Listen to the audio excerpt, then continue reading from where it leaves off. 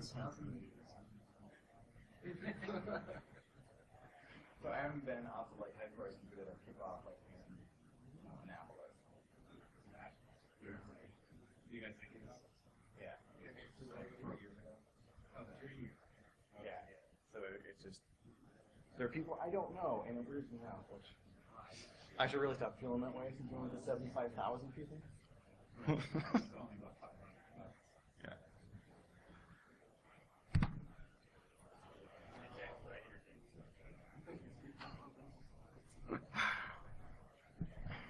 All right, looks like we're good to go. So thanks everyone for coming to my talk. This is actually really exciting for me to be here, especially after starting out the week talking at a IANS conference, which if you haven't been is all CISOs. So it's a completely different room and all just manager types trying really, really hard to look serious. So be here instead in t-shirt and jeans and a couple bourbons in is just way more fun. So I'm here to talk about OpenAppID, which is actually the latest thing we've added to Snort. All right, so we're going to be talking about application identification, how you can do that, and start doing it right away because it's free and open source. All right, so that's what we're covering here. Is this what's latest with Snort, what we've put into it, and released to the community. Let's see. Yeah, biggest change from putting together my slides in the presentation at the beginning of the week. Usually, when I was doing this con, I got all my content together, and then I was done. Whereas, speaking to all the managers, I had to get content together, then spend twice as much time looking for stock photos to make the slides interesting, because those have to be in there, right? There has to be a guy riding a glass. What's next? I mean, you know let's see. This team is great, right? They're thrilled to be doing their jobs. I mean, you got to show, like some decisions are hard, right? It's a very, very serious game of tug of war they were playing, apparently. Got to have the keyboard. If the focus is adjusted, it's completely arty and serious. All right. So getting to put this together has been just a lot more fun. So thank you all for having a con where we can just sit here and talk like people. So we're talking about OpenAppID, which is actually the application identification layer for Snort. All right. So this is something we've been working on for a long time. So I've had sold on the product side. And did I have yeah, by the way, I'm Adam. I'm an engineer working with Cisco, hired by Cisco as a part of SourceFire, right? What we're talking about today has to do with Snort, and it's all wrapped up there. And yeah, we sort of sell commercial versions of it. Everything I'm talking about today is the open source version though, right? This is in no way a sales pitch. This is all stuff you can go download right now and try out. So where was I? So we're doing OpenAppID. So what we have is another layer to Snort, which is in charge of watching traffic in order to identify applications, right? Snort has a number of preprocessors, if you ever worked with it before, to shape that traffic, to understand that traffic, right?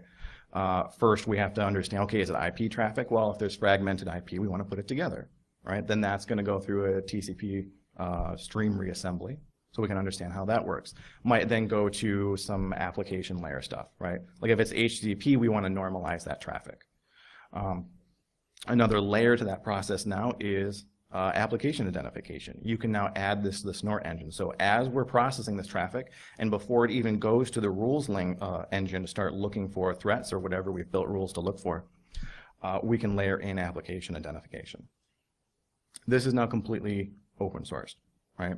So you can get the detection module, what's actually doing all this detection. The detectors themselves are open source, so you can download those. So you can literally grab the latest version of Snort, still in the beta version. So the latest beta version that's up on snort.org, and you can have application that like a layer 7 firewalls going just with the free software we've got out there.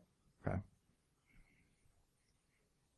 So what I'm going to do is talk through, okay, well, what exactly is the next-gen firewall we're getting out of it, and just as enough why I was brazen enough to call the talk an open source NGFW, and then get into OpenAppID and what we're going to do there, right, as far as how do you install it, configure it, what kind of data can we get out of it, And then once we understand how application visibility is working, how can I get application control, right? So now we can actually turn that around, and if we've got snort deployed inline, we can start blocking all of the applications we can identify. All right, and then I'll actually show, depending on how fast I talk, right, some of the data visualization that's actually really easy to get out of this, right? So you can very easily turn up a dashboard and say, okay, well, what applications on my network are using the most bandwidth, right? What applications are deployed the most widely on some of those things. All right, so what's the difference between a product with a new feature and a next-gen product? Marketing. So let's stop for a minute here and just say, okay, well, what do I, when I say you can do an open source next-gen firewall, what am I really talking about there? I think that's worth defining. So for the record, I'm using Gartner's definition, which I think is most widely adopted, which blah, blah, blah, boils down to, I've got a firewall, I've got IPS, and I'm doing this application layer visibility, right? So I've got traditional firewall, application firewall, but also doing IPS. I think the IPS portion is what some people are arguing about. But for the most part, it's saying, yeah, no, we have to include the IPS because building a better, higher perimeter wall isn't enough, right? We also have to be threat-centric. So if we're going to do this, we need, yeah, a regular firewall. And if you're going to do that open source, I mean, that's nothing new, right? How complex do you need it is really going to be the only question. I mean, so I was putting this together. There's this UGFW GUI I launched right from my Ubuntu box. Cooked in a couple of rules. Here's the ports I'm going to allow. I was done, right? If you need something more complicated, sure, wall will do it. You can manage firewall that way very easily. A little higher learning curve, but great tool, right? So with that IPS component, by the way, also nothing new there as well, right? Snort is de facto standard in IPS. You can get that open source for free, get that up and running to actually look for threats. So what's new here is that layer 7 component, right? So how do we do application visibility and control? How do we say, okay, yeah, it's great that I'm only letting things through on port 80, 25, and 53, but it's a lot of stuff, right? So how do we get deeper visibility into that and actually see what applications are out there? How do we stop an application without saying, like, well, I guess I can't actually block port 80? Does that mean let everything through? Or can we get into start saying, okay, these applications should be blocked?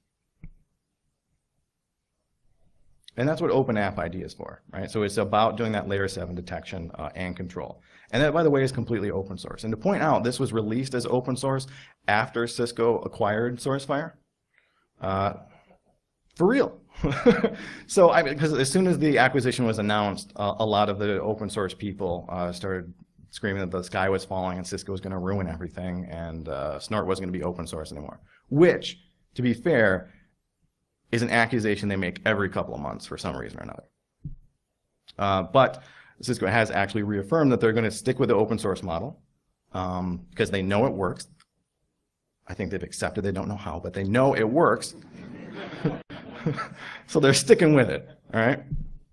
So not only are they leaving Snort open source, but even more is open source than before. So all of this application detection ability, as well as all the, I shouldn't say all, I don't think that's true, but a great deal of the detectors we've written so far have been released open source already, and more will be, especially as we get to a regular version launch instead of the betas we've had over the past couple months.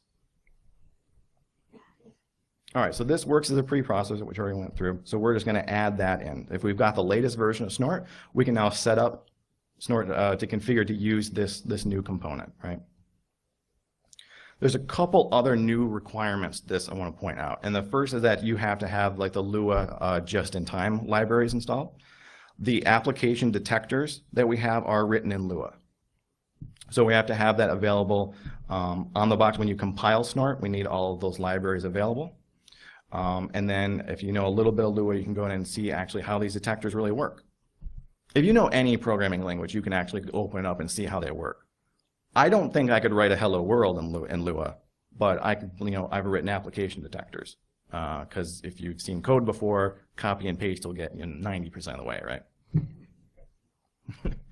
And the other thing we want to grab is the application detector package. So like if you go out to snort.org, you'll see not only the latest version of Snort, there's the rules, but now there's application identifiers, right? So that's a whole other separate package you can download. That has a couple of the libraries you need to run it, as well as all the detectors themselves.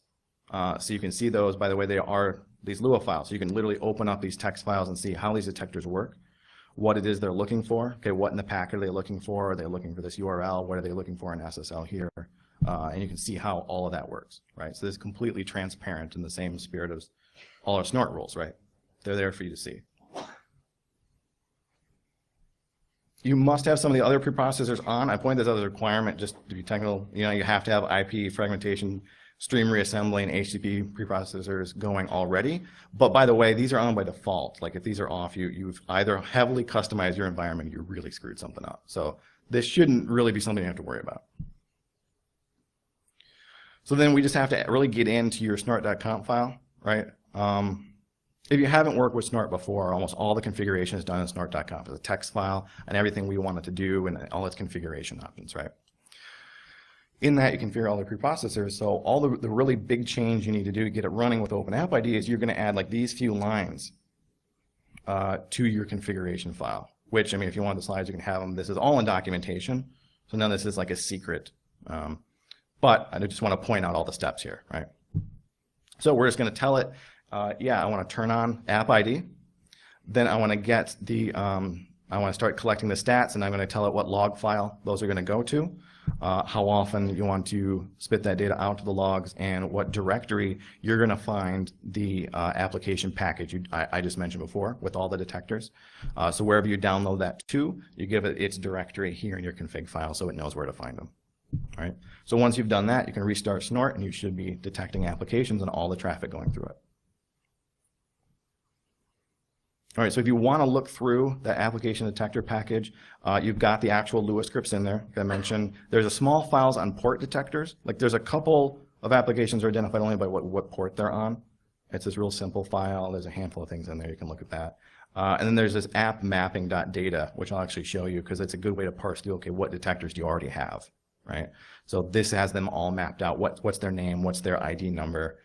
So if you wonder, like, hey, can Snort detect this? Grepping this file is usually the fastest way to check, right? And I'll show you that in a second. And the way that those directories are all laid out, as long as you're pointing Snort to those directories, it's going to know about it. You can also create a custom directory in there, so if you start adding your own application detectors, it will read them from that custom directory, right? Again, I'll show you that here in a second. So not only do you have all of the detectors that we've released already, but the idea is it should be really easy for you to get in and write your own. So if your company has a custom app, which of course we'd have no reason to write a detector for before, it should be pretty easy to go in there and customize that and get it up there. So you could have in your application statistics dashboard, everything show up as your custom app instead of just, you know, generic HTTP or whatever it is. Also to point out, I think a lot of the benefit there is we're going to see is, you know, hopefully if this is adopted as a standard the same way Snort rules are, is that we're going to see a lot more people coming to us and saying, hey, we want a detector for our software, which is something we started to see in, say, like manufacturing industry, where we've seen a little bit kick up in people wanting to put IDSs out in like SCADA environments and such, right? Well, we've seen more people, if this is going to be an open standard, then we want on board, we want our stuff detected. So not only does it mean you'll be able to add your own detectors, but it should mean that the availability of all of them are a lot easier to get, right? Because more people contributing, so that even if they don't want to get involved with SourceFire, a commercial product, then maybe you just pick another detector up off the mailing list the way you would a Snort rule today, right? All right, so as traffic's coming through here, this application identification module is going to be able to start profiling that traffic. And for every network connection going across, we might actually be able to identify 4 different applications, right? So for any given, say, TCP stream, we might pick up 4 apps, right? So there's like the service app, the client, the payload, which might be embedded in that, and then maybe even miscellaneous. So if I go out to, say, Facebook, I might actually get an app ID result that comes back and says, well, the service app is the Apache server that it's running on. Client app is Firefox. Payload app is Facebook, and maybe miscellaneous comes back and says, oh, you're also doing Facebook chat, right? So we'll actually see a lot of that. So for a web app, you could actually see a number of things. We could actually see, okay, well, there's, this is the web server, this is the browser. I see HTTP, as well as possibly a web app if it's one we've seen before, right? All right, and we do want to point out that the output here is going to be saved in what we call a unified format. It's really the standard. Everything should be saved to unified. If you've configured Snort in the past, perhaps you've seen that there's a lot of options. Like, I want to output to unified, maybe I want to output to syslog, to MySQL. What we're really sort of pushing towards is everything being saved to unified format. It's a compact binary format. It's the fastest we can write to. The idea being, once we write to a unified format, then you take it and write it to a database or to syslog or wherever else you want it, so that the snort process itself can be as fast as possible. All right. So it is saved in a binary format, but if you look, when you unpack Snort, right, if you go out here and download the latest one, there's a tools directory in there, and that has a number of utilities that will convert that unified format into a text format. Right. All right, well, let's just.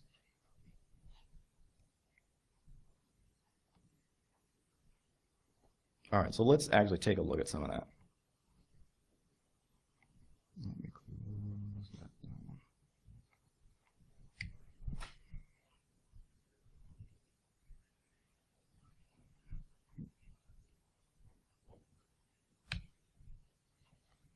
All right, so I have this configured. Snort's up and running. You can see, okay, it's processing packets.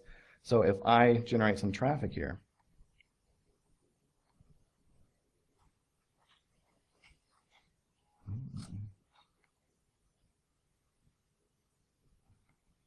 okay.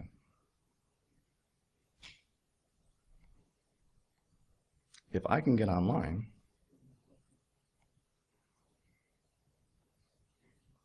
yeah, that's a good idea.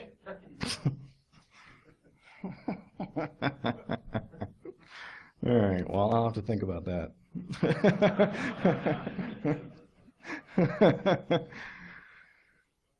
Could have thought, yeah, Wi-Fi off is probably a better way to go about it. All right, so I'm going to look at that live. Let's see what I've got in here already.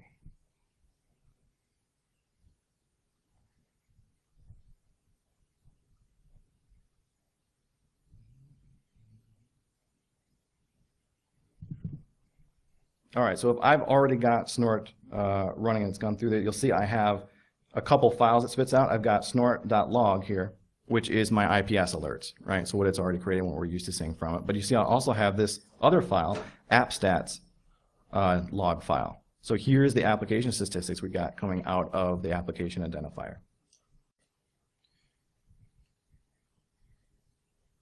So one of the things that's packaged with Snort now is this U2 OpenAppID program, which will convert, again, that binary format into a text format. So if I run that on the latest appstats,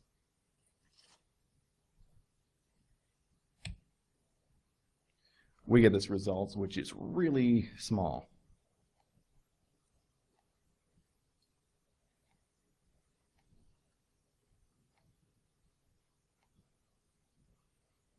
Okay.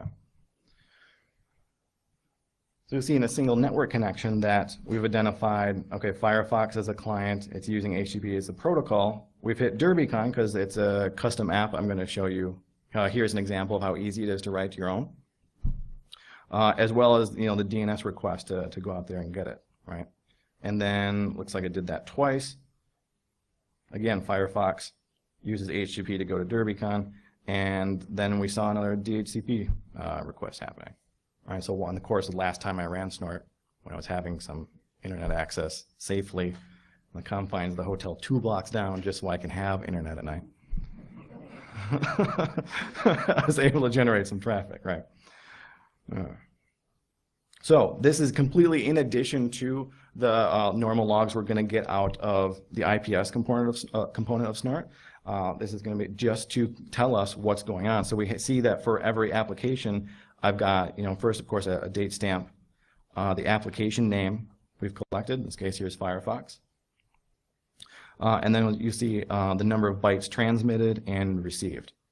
So not only do I know all the applications that have been running on my network for this time period, but how much traffic they're generating as well. Okay.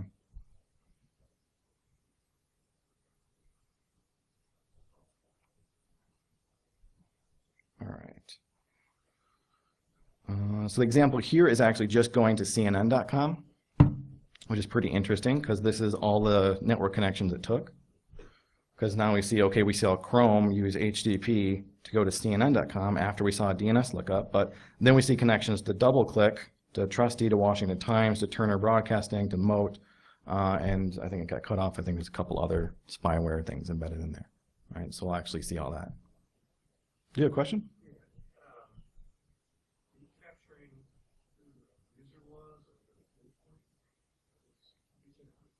That's possible. If we collect the data like from the IPS component, we'll have everything. The application stats themselves are just the amount of traffic in the application name. But in a second, I'll show you the IPS output, which is all your packet header information as well as like the captured packet itself. So if we really want to dig into it. So maybe not user, but certainly IP addresses. We can get that.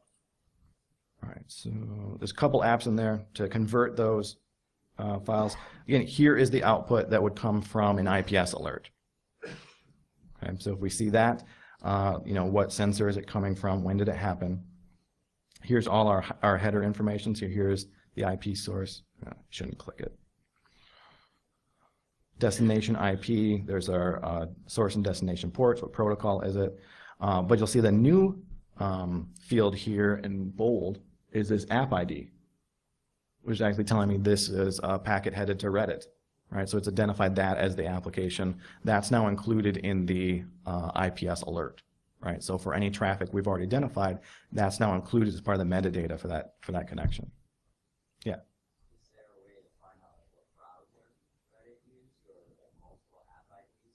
Yeah, right. So if you take a look here, when I found, so say instead of Reddit, we're looking at CNN.com, then I'm going to look for the time. Generally, everything happening in the same connection is going to have the same timestamp. So if I filter just based on that time, it's going to narrow it down. Maybe on a large network that would get problematic. But as we see here, at least, we're going to see, okay, there's Chrome running at the same time that it's hitting there. I guess I haven't pulled the raw data for a huge number of users at a time. That would get more problematic, so we'd actually have to go back to correlating that with the connection results we're getting from it, instead of just using the application stats, which is a bit more generic than what data we can pull out of the IPS, right?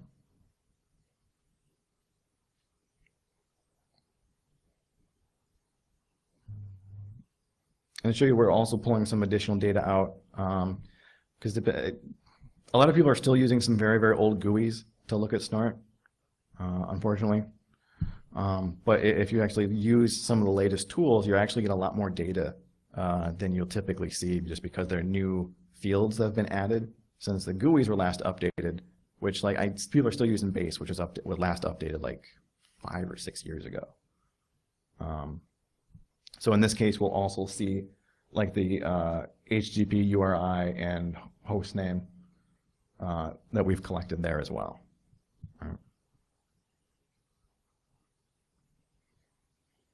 All right, so another thing this does is actually provide that application ID information to the snort rules language. So this is a component you'll be able to use if you're writing a snort rule, is that you can include app ID. So if you wanted to match all traffic going to a certain application, or if you were writing a rule looking for a vulnerability in a specific application, instead of doing a lot of other qualifiers to say, hey, only look at these, we can take all that work and say, okay, I know I'm looking for a vulnerability in this application, we'll just app ID, there it is, and now I'm already constrained to only look at that traffic, right? So there's a lot of different keywords to the snort rules language, right? I want to look for this pattern, I only want to look for this protocol, whatever it is. Now have the app ID keyword as well. So if we're doing application control, if we want to say, okay, not only do I have all this information, what statistics I'm getting, what data I'm looking at the network, I want to start looking at blocking this traffic. Well, if Snort's deployed inline, we're going to have that capability, because now we can take that app ID information, use it in a Snort rule, and say, okay, drop any traffic that matches this app ID.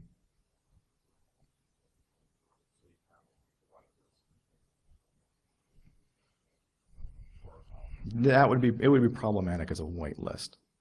But if there are apps you absolutely wanted to block, then you could do that. Yeah. Right. So if we're having productivity issues and we need to block some certain apps, well, we want to write a rule to do that. It's really pretty simple. I mean, if you were going to do the Snort rule without all the new application identification, we have to, I don't know, go get a PCAP, take a look at it, see what else to block. But I know that app ID already identifies Reddit and Facebook here. So if I just want to turn around and start blocking those, all I got to do is, first of all, find out what Snort's name for them is, right? Because we have a name and ID number for each, app we already have. Well, there's that app mapping, that data file. Take a look at that.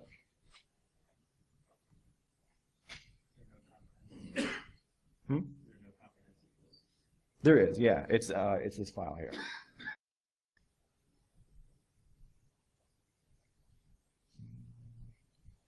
So if you look in the application bundle you can get from snort.org, it includes this app mapping.data, which is every detector we have, its ID number, and how they sort of structure together. The idea being now, if I search through this, I'm going to see, okay, what detectors are available. So if I do that again and say I want to know what Google apps I can identify.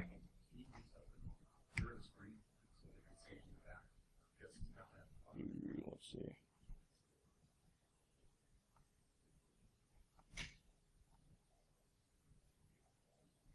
Some of it.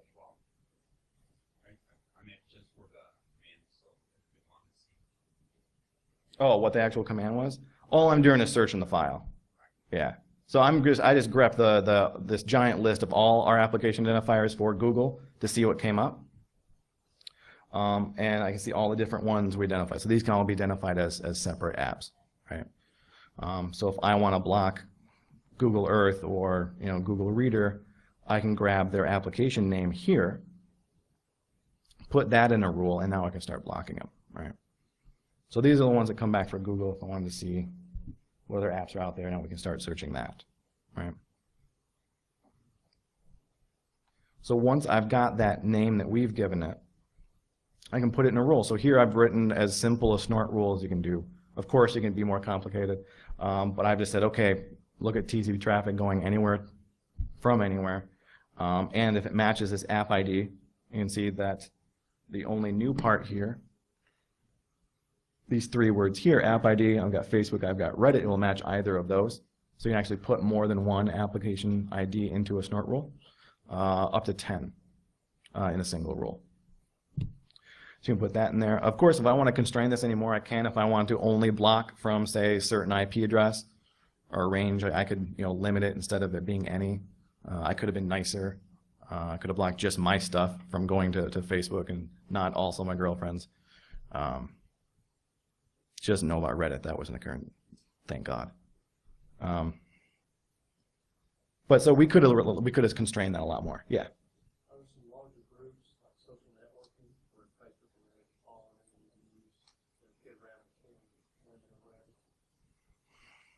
Yeah, because it will also, like, how specific do you want to get? So if you look at, Facebook specifically, there's actually a few that come back. Let me see if I can just do here and look at Facebook. So you can do just Facebook, which is everything Facebook. We could do Facebook apps, which is just like those embedded applications. Facebook commenting, whether you're going to search, whether you're going to post to Facebook, whether you're going to do video or games. So those are also identified as sub-applications. So I can actually allow people to go to Facebook and block them from posting or chatting on Facebook, right? Depending on how deep we can get into any given application, right? So I don't want to block all on Netflix.com, but I want to block people from streaming the video. Well, I can do that, right? I can identify Netflix streaming as just an app in and of itself. Oh, it's somewhere in there. And say just that one. Yeah. Since a lot of this is going over TLS, some of the identifiers for the technical application is using like hosting, that sort of thing, you know, it's chat or it's posting. That's a really good question. So for Facebook, a lot of these sub-applications, it can't identify if it's still encrypted. A lot of these were built on the idea that they're going to be decrypted before they pass through here. But it depends entirely on the application you're looking for. When you look at the Google sub-apps, the majority of those will work still encrypted because we're actually able to build the detectors around what we see in the SSL like cert name. Right? Now that happens because Google is goodly enough not to use one cert says Google. They actually have a different cert for every application. Right. Yeah, so we can actually identify that even though it's still encrypted. Question in the back.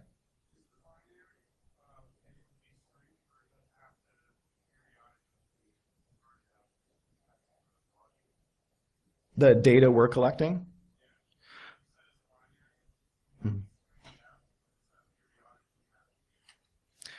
When you configure it, you set how long to output it, or how long between, right? So the default I have is like every 60 seconds it outputs that data. It also comes with an application called U2 Streamer, which you can actually set up to run, to automatically configure that into like a syslog format. So that would actually stream live. So you'd still be getting like 1 minute intervals, but I could also lower that down to run every 10, 20 seconds if I really wanted. I don't know how close to real time you're really going to get without a performance issue, but I mean, pretty close. Is that what you're asking about? Did I answer your question? Okay. Yeah. I think that brings up another good question about Barnyard too. Is it going to be integrated in the Barnyard processing or push it to the database? Maybe some existing interfaces? I believe it already is, but I need to double check that. If it hasn't already, it certainly will be. Barnyard's really easy. It's already set up to say, okay, there's the core of the snort message, and there's in the unified format, there's also what we call like an extra data header, and that's a fairly flexible format, and that's where you can get like the host name and some of like the HTTP information we grab. Barnyard's far more up to date on that than a lot of like the GUI programs that actually parse that data. So if you're okay looking at the text information, my guess is you can start looking at that like tomorrow. If you're piping this to a GUI is where people start to miss some of that information. Okay. All right, so I've got this rule now. If I change that alert to drop, now anytime we see an application identifies as Facebook or Reddit, we're going to drop that traffic. They're not going to be allowed to get out to that application. Right. All right, so another part of this is that because it's open source, we're going to be able to do a custom detector.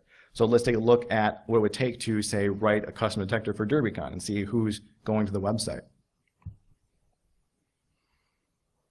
One option to doing a custom detector is, again, just port. If you just want to say, hey, anything in this port is this detector, you can.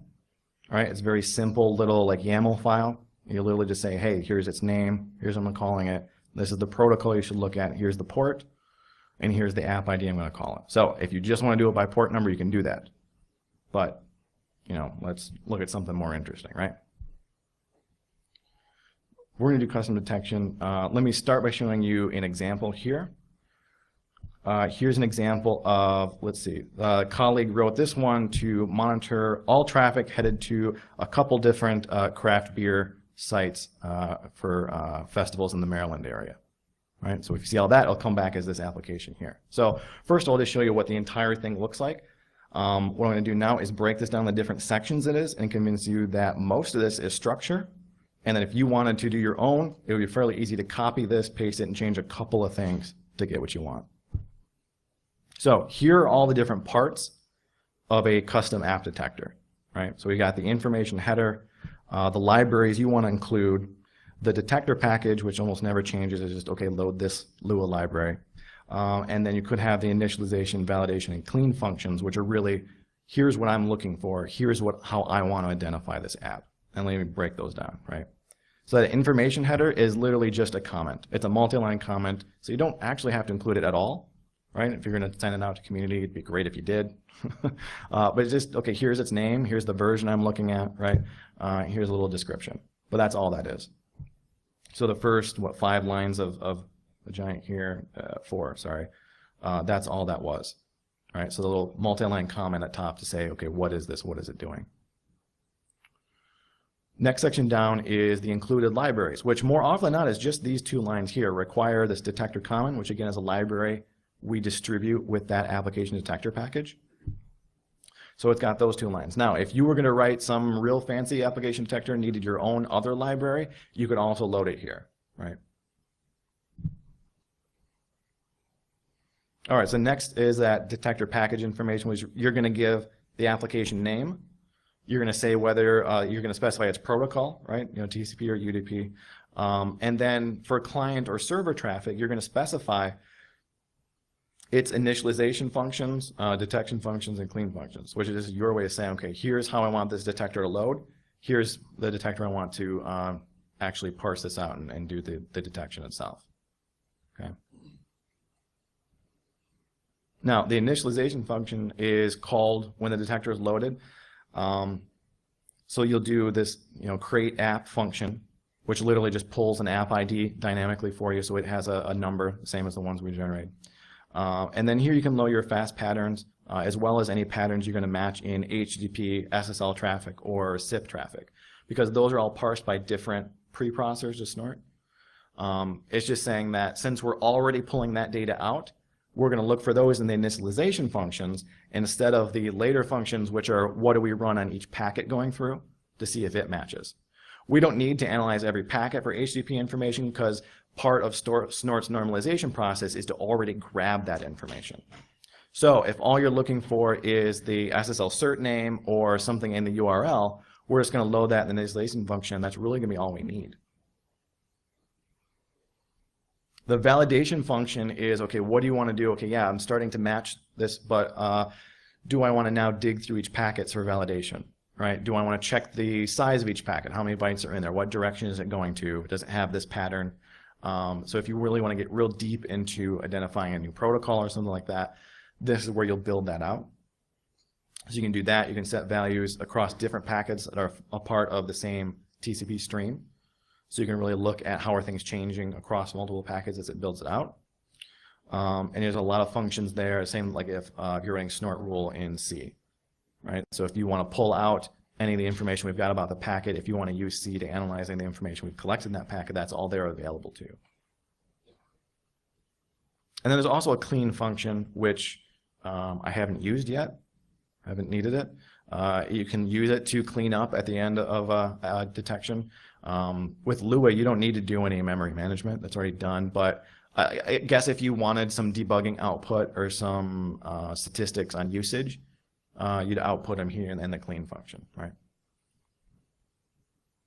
So what I did was grab a very similar application detector. I copied it and I started changing stuff to detect DerbyCon, right? So here's the detector package information and the first part of this detector. All I really need is the first few lines are the same in everything. I give it a name. I make sure it says TCP. And then for my different functions, I'm saying, yeah, I have a initialization function, and I'm not even using the validate or clean functions, so they're set to null, or nil, as it happens to be in Lua, right? So all I'm saying is I've got a name, and here's the function where I can use my initialization to set the patterns I want this to look for. All right, so I change those. And then I actually write this little detector init function, which again, there's a lot going on there, but the heart of it is really just this line here. I'm using this add URL pattern function to say I'm looking for DerbyCon.com. Right? That's all I'm looking for. That's just really the one line I needed to change in this to add my own custom application detector. Or if I want to add a whole nother one and say, okay, instead, let's also add a different app for anyone who happens to be looking at the schedule, we could do that as well. So I've added another line here to say, okay, if they go to DerbyCon/schedule, we'll actually identify that as a different app and log that separately. right? So there's another function there with a different URL.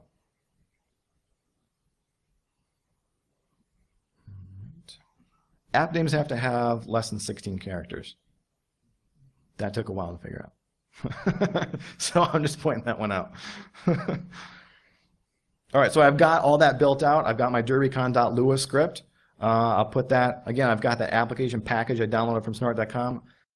That I'm going to create this custom /lua directory and put it in there and restart snort, and now I'm detecting that, right? So sure enough, that's what we had. Again, I'm not risking getting on the Wi-Fi to show this live, which I know is a little sad, but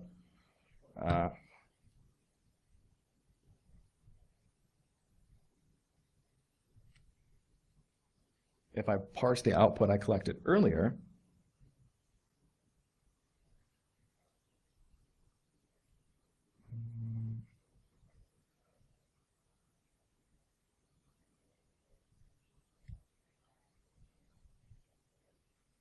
again, we'll see DerbyCon picked up here as an application, right? Not included in the default, but I had this custom script in there when I was running it, so we're picking that as a separate application we'll be able to track, right? Do what? Oh. Gotcha. All right. Good enough? Okay. All right, so we see that I use Firefox over HTTP to go to DerbyCon right here. All right, so that's the output we're going to get from OpenAppID. Now it's watching that traffic.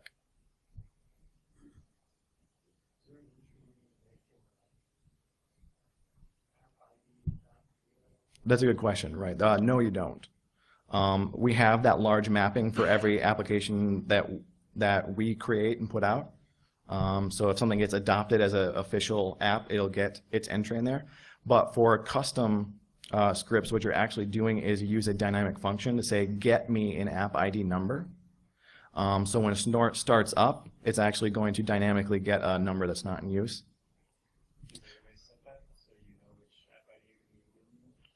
There isn't, but all the data reports the application name and not the ID, right? So you shouldn't actually need it, right?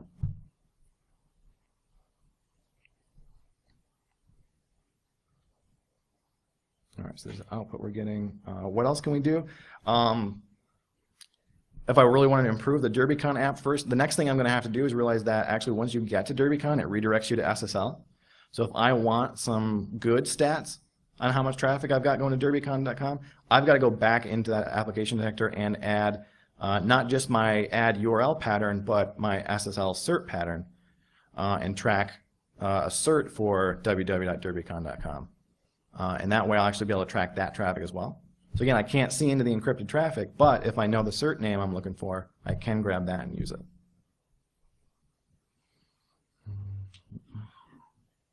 All right, and a lot of this output, by the way, is built for easy parsing. So you see, like, yeah, it stores as that binary format, but it outputs it here again to this format here, where we're sort of specifying each variable. Here, app name equals, right? So if I load that, so here we have a, waiting for input. This is a completely empty Splunk instance. I VPN'd, figuring I wouldn't have an internet connection. I got some more data. I VPN'd back to the home network and grabbed the stuff off of my snort sensor. Might be a really bad idea. Screenshot.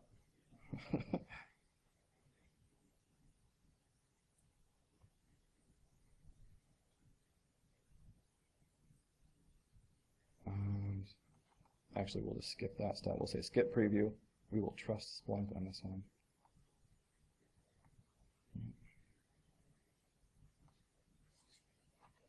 Oh, here's my file name.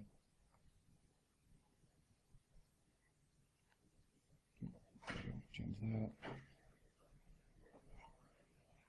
If some of you are familiar with Splunk, I'm sorry for causing you to roll your eyes. I started playing this a few days ago. Which, there's some value there, right? This was actually this easy to get up and running. It didn't take me long at all to take the data I had from OpenAppID, literally just point this at it and get it indexed to the point where I can start visualizing this data, right? It's mostly an excuse for me to start playing with Splunk. But this is really great. I mean, I've done a lot of my visualization in R, but that's way more difficult. This is actually really, really easy to get up and running. So let's see if I refresh this, see if I've got my data. Yeah, so I've got 40,000 events indexed here already. So if I just take a look at that, okay, show me all my data. Looks like Snort was not running for a few days. But I've got data from the past couple days and then a few days back. So you can see here, as we start to look through it, it's actually figured out my different fields, right? It imported this, here's one big event, but it also can pick out my time. You can see it picked out app name. Oh, geez. Let me see if I can zoom in here.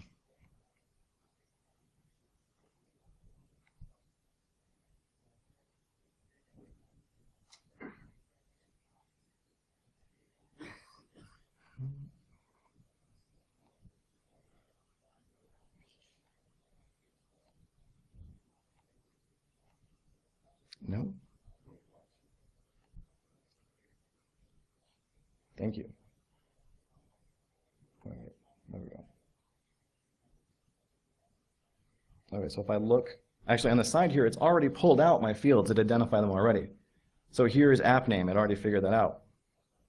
I can see what are the top values, and it's going to load that up. And we can see, so looks like the top application is DNS. Well, that's just by number of connections, right? Not like volume of traffic. Right? So yeah, each log entry, each connection figured out there. So there's DNS, HTTPS, HTTP, Apple sites comes up at the top. There's Safari, Netflix, Hulu. You know what girlfriend's been doing the past couple of days. I haven't been home, but looks like, again, this might be a bad idea, but I don't have a lot of relationship advice, but not poking around in your significant other's your web browsing history might be a good idea. But hey, for all of you, let me open up.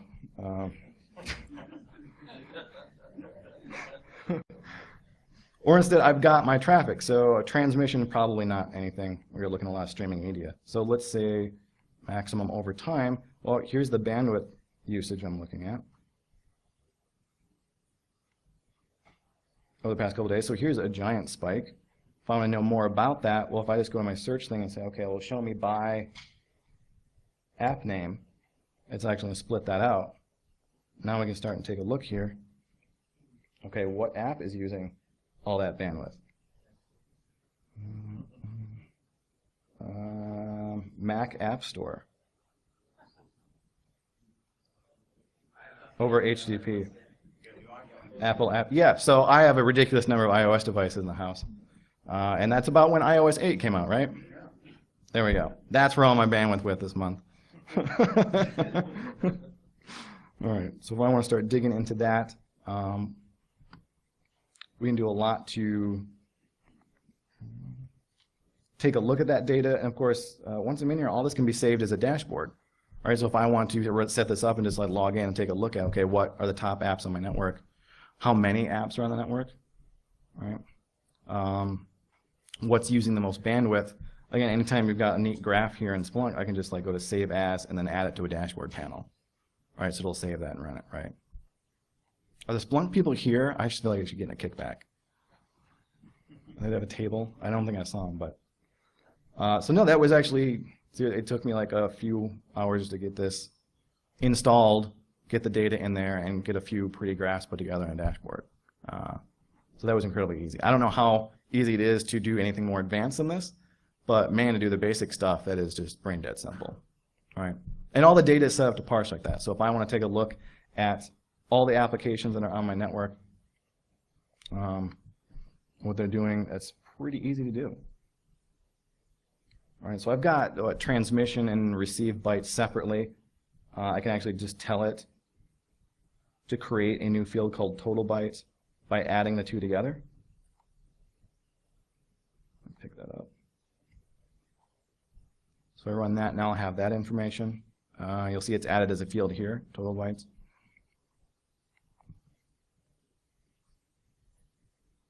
if I want to chart that, say the total,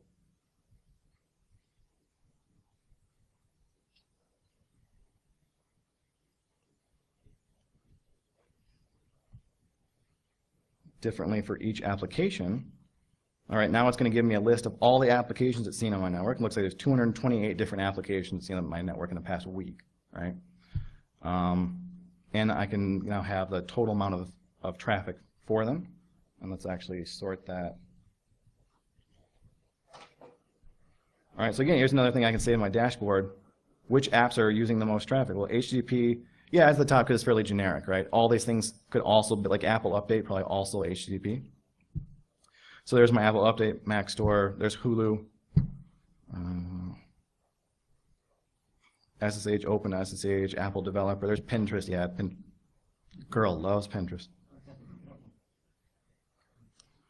All right, so there's Facebook, iCloud, Java, it's picking up, Adobe software, at least that's getting patched. All right, Netflix, Tumblr, BuzzFeed. Yeah. Wait, what did I just do? So let's say Facebook's doing a bunch of stuff over HTTP. Is it going to be run twice, or is it only getting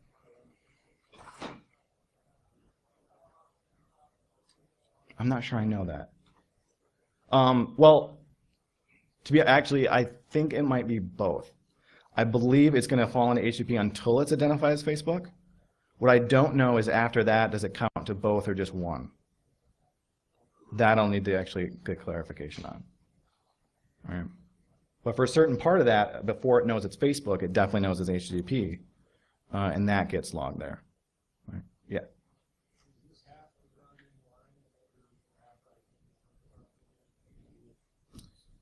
No, only if you want to block.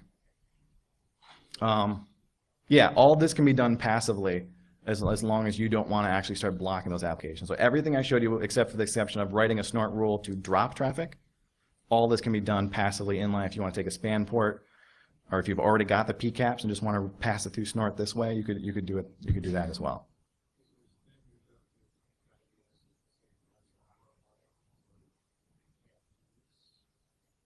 Oh. Yeah.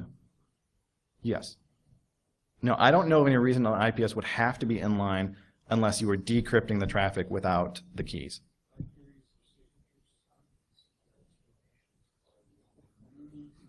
You said it. I got a pretty good idea. You have another question?